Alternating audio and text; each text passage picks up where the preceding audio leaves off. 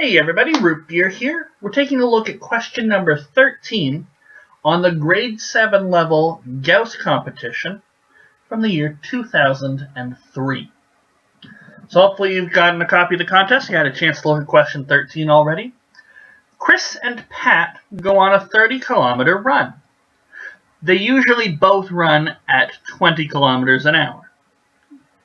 If Chris runs at a half of his usual running speed, so I stop right there and I think, okay, normally he runs 10 kilometers an hour, but now he's running at half of that, so half times 10, he should be running at 5 kilometers an hour.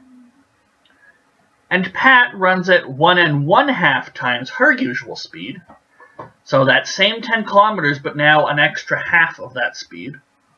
Well, fortunately, I already know what half that speed is, because that's what Chris is running at. So Pat's running at 10 kilometers per hour plus an additional 5 kilometers an hour for a total of 15 kilometers per hour. That's her speed. How many more hours does it take Chris to complete the run than it takes Pat to complete the run? Okay.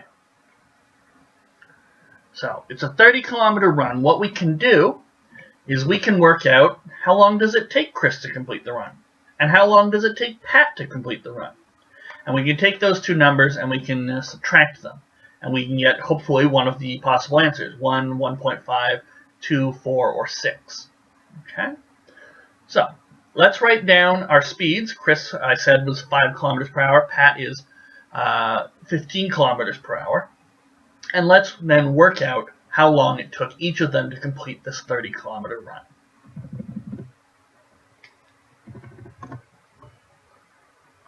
We'll get ourselves a brand new piece of paper for it as well. So Chris runs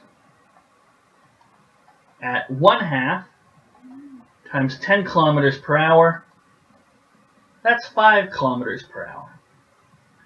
And Pat, how fast does she run? She runs at 1 1/2 times 10 kilometers per hour. Now, this isn't the easiest to manipulate. When I see a mixed fraction, I tend to try and put it in as a regular fraction.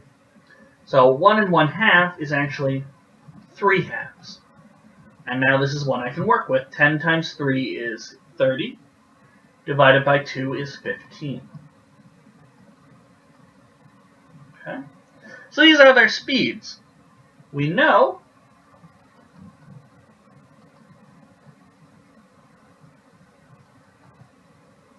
it's a 30-kilometer track. That's how long their runs are. They're both 30 kilometers. That's fine. So if we know the distance and we know the speed, we can work out the time. Okay. It's a nice little way I like to remember it is with this triangle. DST. They're written in alphabetical order starting from the top. D going left to right, and then ST going left to right. And if I want, the D stands for distance, the S stands for speed, and the T stands for time. If I want to find one of these, say the time it took to go a certain distance at a certain speed, I just cover it up and I've got D over S. If, for example, we wanted the distance someone went at a given speed for a certain amount of time. If I want distance, I cover up distance, and it's ST, S times T. Okay, so that's how I remember it with these nice little triangles. Now, specifically, we want to know the time it took Chris to run, and then we're going to figure out how long it took Pat to run. So, distance is 30 kilometers.